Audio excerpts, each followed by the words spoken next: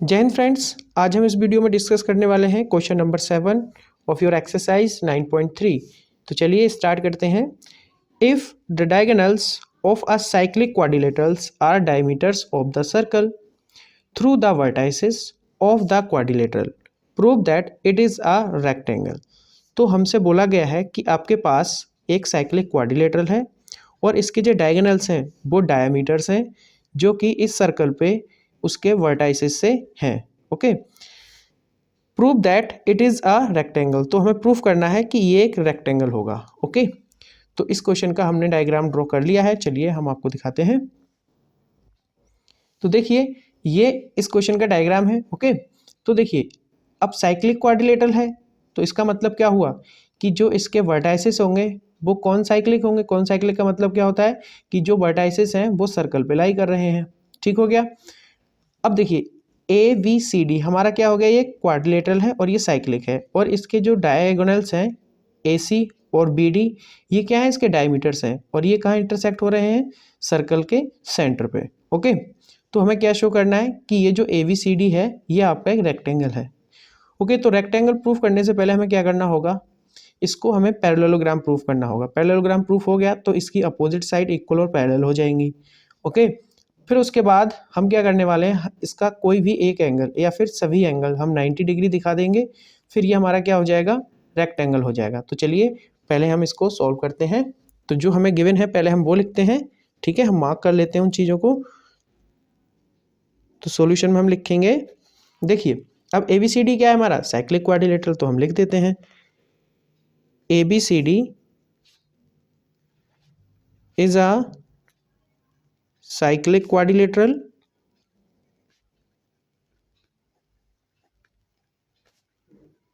Okay. अब देखिए ये साइक्लिक क्वाड्रिलेटरल हो गया तो ए सी और बी डी क्या हो जाएंगे, इसके डायगोनल्स। तो हम लिख देते हैं यहां से, क्या लिखने वाले हैं, हुज डायगोनल्स, क्या है इसके diagonals,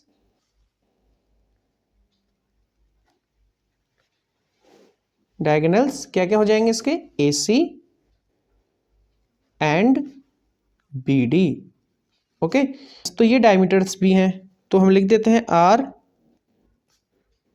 diameters of the circle. तो ये सर्कल के क्या है, डायमीटर भी है। ठीक हो गया, ये हमने इतना डिक्लेयर कर दिया। ओके, और ये कहाँ से पास हो रहे हैं, through the vertices A B C D. ठीक है ना, तो ये भी हम लिख देते हैं through A B C and D. ठीक हो गया। अब जो इन्फॉर्मेशन हमें गिवन थी वो हमने यहाँ लिख दी है। ओके, अब हम क्या डालते हैं इसमें, जो हमें प्रूफ करना है। तो हमें प्रूफ क्या करना है इसमें, टू प्रूफ हमें प्रूफ क्या करना है कि जो आपका ए बी सी डी है वो क्या है, वो आपका रेक्टेंगल है। A B C D is a rectangle, ये हमें प्रूफ करना है। तो रेक्टेंगल प्रूफ करने के लिए हमें क्या करना होगा, सबसे पहले हमें फर्स्ट पार्ट हमें क्या करना होगा कि ए बी सी डी क्या प्रूफ करना होगा हमें, ये क्या है आपका पैरेललोग्राम है। ठीक है ना, और सेकेंड थिंग्स हमें क्या करना होगा इसमें कि इसका हर एक एंगल 90 डिग्री है, या हम कोई भी एक कॉर्नर एंगल भी दिखा सकते हैं बट इसमें हम सभी दिखाएंगे। ओके, तो हमें क्या करना है, angle A is equal to angle B is equal to angle C is equal to angle D, हमें क्या दिखाना होगा, 90 डिग्री। तो हमें ये दो काम करने हैं इस क्वेश्चन में। तो अब हम इसमें प्रूफ डालते हैं। तो पहले हम क्या करने वाले हैं, इसकी अपोजिट साइड्स को इक्वल और पैरेलल दिखाने वाले हैं। ठीक है ना, तो चलिए हम इसका प्रूफ डाल देते हैं यहाँ से। अब प्रूफ में हम क्या करने वाले हैं, देखिए हम यहाँ से दो अपोजिट ट्रायंगल लेंगे, उनको कॉन्ग्रुएंट प्रूफ करेंगे, फिर उनकी करस्पॉन्डिंग पार्ट्स हम इक्वल दिखा देंगे। ओके, तो जैसे कि मुझे क्या करना है, यहाँ से मुझे क्या लेना है, पहले ट्रायंगल ये लेना है आपका, पहले मुझे लेना है ट्रायंगल ए ओ बी, फिर दूसरा लेना है मुझे सी ओ डी। ओके, तो इससे क्या होगा कि ये दोनों आपके एस ए एस से क्या हो जाएंगे, कॉन्ग्रुएंट हो जाएंगे और ये पार्ट आपका इसके इक्वल हो जाएगा और इसका कोई भी एक एंगल, मतलब ये एंगल इसके इक्वल हम प्रूफ कर देंगे। बाई CPCD से, ठीक है। तो इसका मतलब ये और ये पैरेलल हो जाएगा और ये साइड इसकी इक्वल आ जाएगी। सिमिलरली फिर ये ट्राइंगल भी आपका क्या हो जाएगा, कॉन्ग्रुएंट हो जाएंगे ये दोनों। तो यहाँ से क्या आ जाएगा, BC is equal to AD आ जाएगा। ओके, तो अब हम फटाफट क्या करते हैं, इन ट्राइंगल्स को यहाँ लेते हैं। तो हम क्या करने वाले हैं, in triangle AOB and in triangle COD, ठीक हो गया। ठीक है, इन दोनों में हम क्या देखने वाले हैं, देखिए अब मुझे इनके करस्पॉन्डिंग पार्ट्स क्या दिखाने हैं, इक्वल दिखाने हैं। तो देखिए यहाँ से क्या होगा आपका, देखो AO इज इक्वल टू क्या हो जाएगा, CO। तो यहाँ से AO इज इक्वल टू क्या हो जाएगा, CO। अब ये क्यों हो जाएगा, क्योंकि देखिए ये क्या है, इसके डायगोनल्स जो थे इसके क्या थे, डायमीटर थे। तो इसका सेंटर से और इसके एक वर्टेक्स की डिस्टेंस क्या हो जाएगी, रेडियस। तो इसका मतलब यहाँ से AO रेडियस और OC भी रेडियस, ठीक हो गया। तो यहाँ से ये क्या हो जाएंगे, रेडियाई, ठीक हो गया। और इसी तरह से अब यहाँ से देखिए ये एंगल इधर से इसके इक्वल हो जाएगा। तो हम बोल सकते हैं यहाँ से angle AOB is equal to angle COD। ये क्या होगा, ये होगा आपका vertically opposite angle,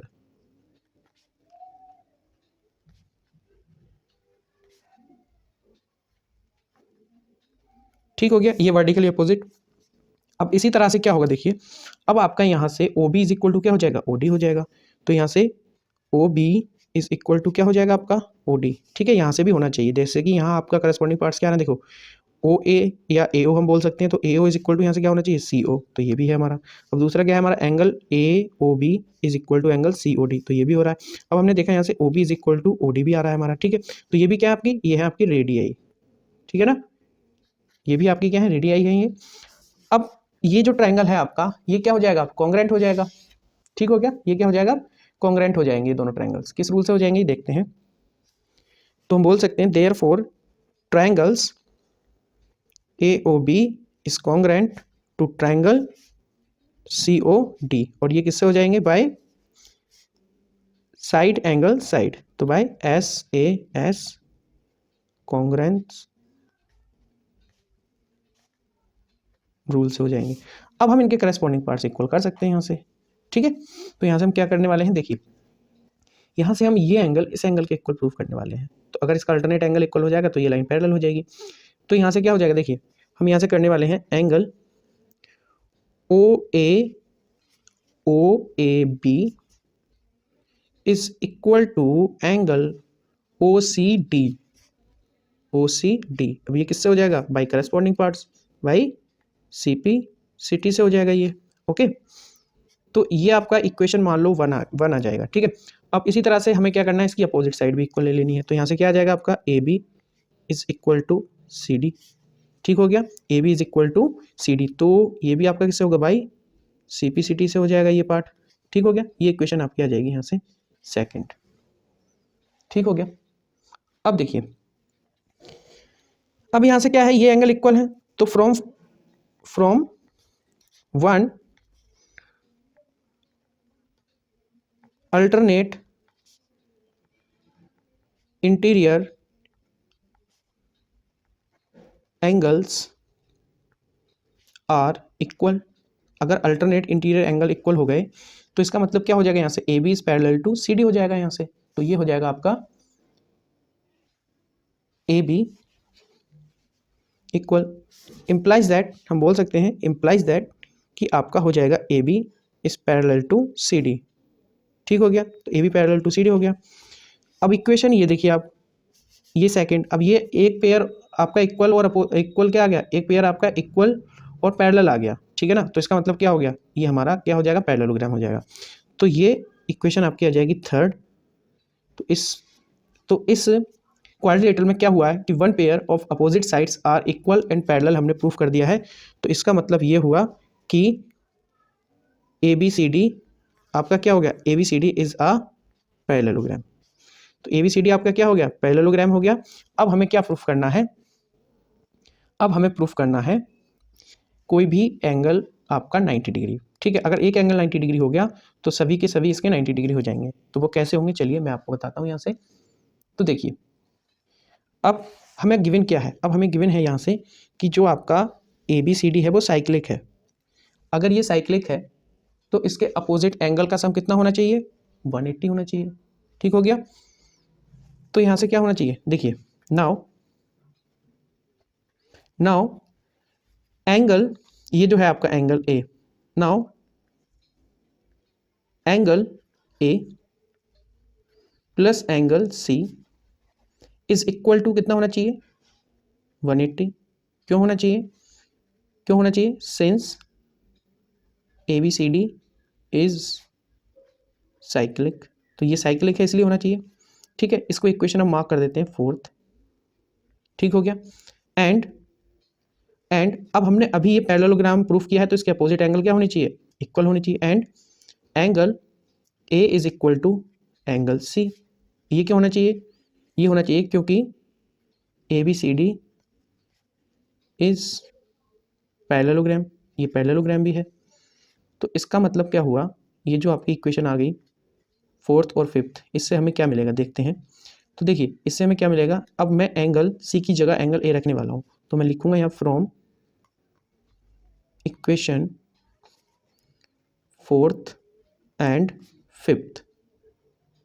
4th and 5th से हमें क्या मिलेगा, देखिए angle A plus angle A is equal to कितना हो जाएगा, ये 180। तो 2 times of angle A is equal to 180 और angle A is equal to आपका आ जाएगा 90 डिग्री। तो angle A is equal to 90 degree हो गया, तो इसका मतलब सी इज इक्वल टू भी 90 डिग्री हो गया। अब सी इज इक्वल टू 90 डिग्री हो गया, तो हमें ये भी पता है पैरेललोग्राम के 2 कॉन्जिक्यूटिव एंगल का सम 180 होता है, तो इसका मतलब इन दोनों का सम 180 होगा। अगर हम इन दोनों के सम में से इसका सम हम इसका मतलब हम एंगल रख देते हैं यहाँ से 90, तो 180 में से हम माइनस कर देंगे 90, तो हमारा कितना रह जाएगा 90। तो इसका मतलब सभी के सभी एंगल क्या हो जाएंगे 90। तो इसका मतलब ये हो गया यहाँ से कि angle A is equal to 90 हो गया, तो angle C is equal to भी कितना हो जाएगा, 90 हो जाएगा। And similarly angle B is equal to भी 90 आ जाएगा आपका, और angle D is equal to भी 90 आ जाएगा। तो हम बोल सकते हैं therefore A B C D is a rectangle. ठीक हो गया, तो हमने ये प्रूफ कर दिया कि ये आपका रेक्टेंगल है। ओके, तो इस क्वेश्चन में हमने बस इतना ही करना था, इसको ए बी सी डी को हमने रेक्टेंगल प्रूफ करना था, और हमने इसको बहुत इजीली रेक्टेंगल प्रूफ कर दिया है। आई होप आपको ये पसंद आई होगी वीडियो। अगर वीडियो पसंद आई हो तो वीडियो को लाइक करें और चैनल को सब्सक्राइब करें। Thank you.